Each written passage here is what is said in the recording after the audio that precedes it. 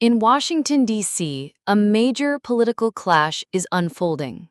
President Donald Trump has announced plans to increase his direct control over the city's police force, warning that if Congress does not approve, he will declare a national emergency to extend that control without legislative consent. This issue directly impacts the functioning of the federal government and is a threat to America, really. It's a threat to our country.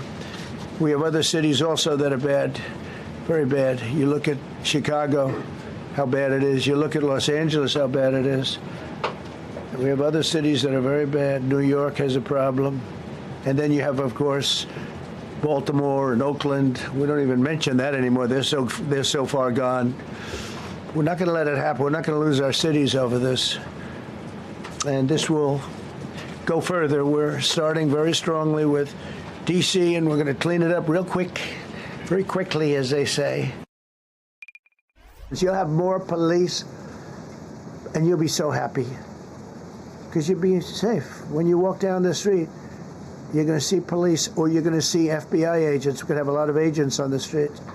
And you're going to have a lot of, essentially, military, and we will bring in the military if it's needed, by the way. Washington, D.C. is not part of any state, but is directly overseen by the federal government. Under the Home Rule Act, the city has limited self-governing powers, while federal authorities retain greater authority over security and policing. By law, a president can take direct control of the D.C. police in certain situations, but only for 30 days. Trump is urging Congress to remove this 30-day limit. Trump argues that rising crime in D.C. makes federal control necessary. However, D.C. Mayor Muriel Bowser has criticized the move as federal overreach and an attack on democratic rights. She points out that violent crime rates have actually fallen, contradicting Trump's claims. Bowser insists that D.C. should be granted full statehood to prevent such federal interference in the future. While she has said she will comply with the order within the limits of the Home Rule Act, she maintains that this decision is destabilizing and unprecedented. While this action today is unsettling and unprecedented, I can't say that given some of the rhetoric of the past, that we're totally surprised. My tenor will be appropriate for what I think is important for the district. And what's important for the district is that we can take care of our citizens. And if people are concerned about a president's ability to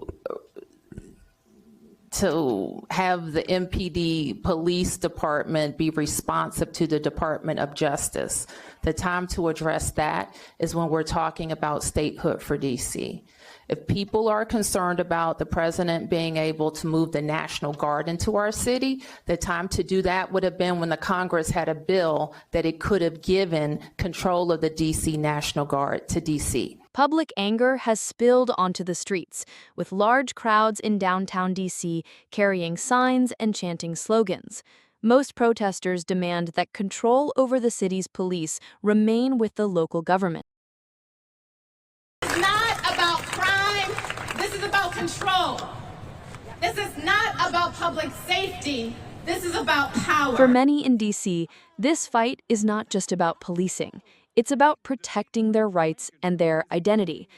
Whether the protests will halt Trump's plan or deepen the controversy remains to be seen. What do you think?